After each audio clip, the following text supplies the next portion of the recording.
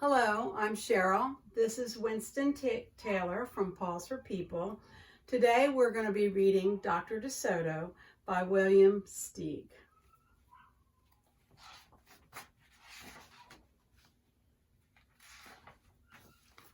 Dr. DeSoto, the dentist, did very good work, so he had no end of patients.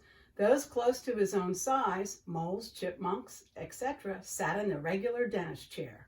Larger animals sat on the floor while Dr. DeSoto stood on a ladder.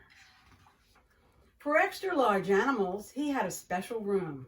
There, Dr. DeSoto was hoisted up to the patient's mouth by his assistant, who also happened to be his wife.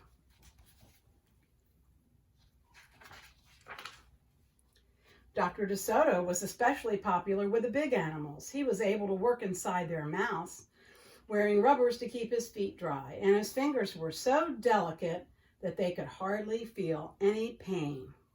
Being a mouse, he refused to treat animals dangerous to mice, and it said so on his sign. When the doorbell rang, he and his wife would look out the window. They wouldn't admit even the most timid animal.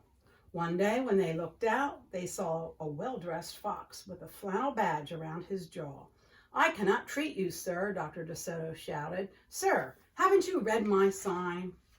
"Please," the fox wailed, "have mercy. I'm suffering," and he wept so bitterly it was pitiful to see. "Just a moment," said Dr. DeSoto. "That poor fox," he whispered to his wife. "What shall we do?" "Let's risk it," said Mrs. DeSoto. He was up the stairs in a flash. "Bless your little hearts," he cried, falling to his knees. "I beg you, do something. My tooth is killing me." "Sit on the floor, sir," said Dr. DeSoto, "and remove the bandage, please." Dr. DeSoto climbed up the ladder and bravely entered the fox's mouth. "Ow!" he gasped. The fox had a rotten bicuspid and unusually bad breath. "The tooth will have to come out," Dr. DeSoto announced. "Just stop the pain," whispered the fox, wiping away some tears. Despite his misery, he realized he had a tasty little morsel in his mouth, and his jaw began to quiver. "Keep open," yelled Dr. DeSoto. "Wide open," yelled his wife. "I'm giving you gas now," said Dr. DeSoto. "You won't feel a thing when I yank that tooth." Soon the fox was in dreamland. Yummy, yummy. I love them raw with just a pinch of salt and dry wine. They could guess what he was dreaming about. Dr. DeSoto fastened his extractor to the bad tooth. Then he and his wife began turning the winch. Finally, with a sucking sound, the tooth popped up and hung swaying in the air.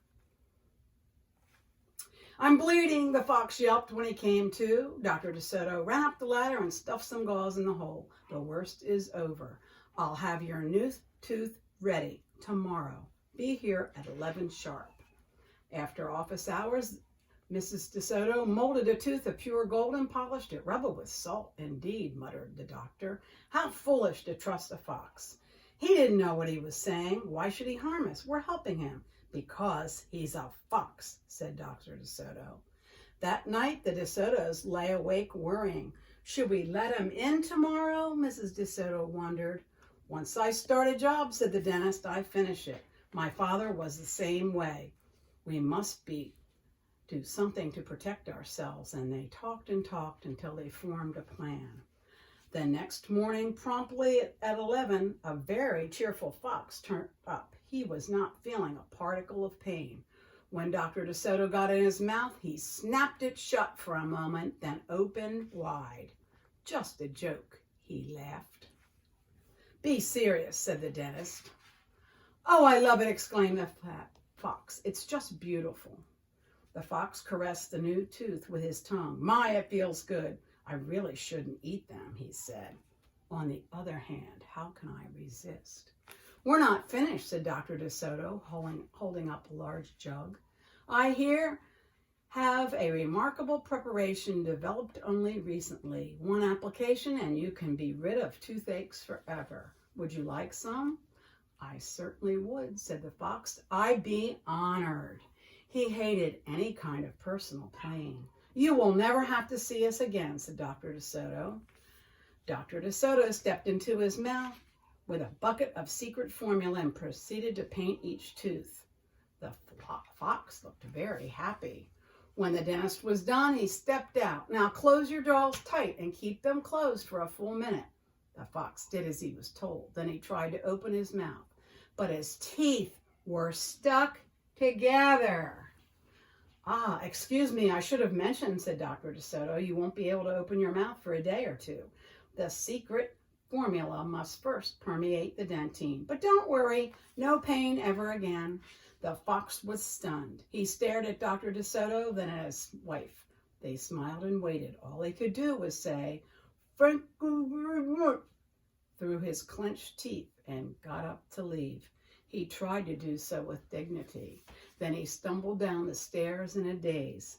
Dr. DeSoto and his assistant had outfoxed the fox. They kissed each other and took the rest of the day off.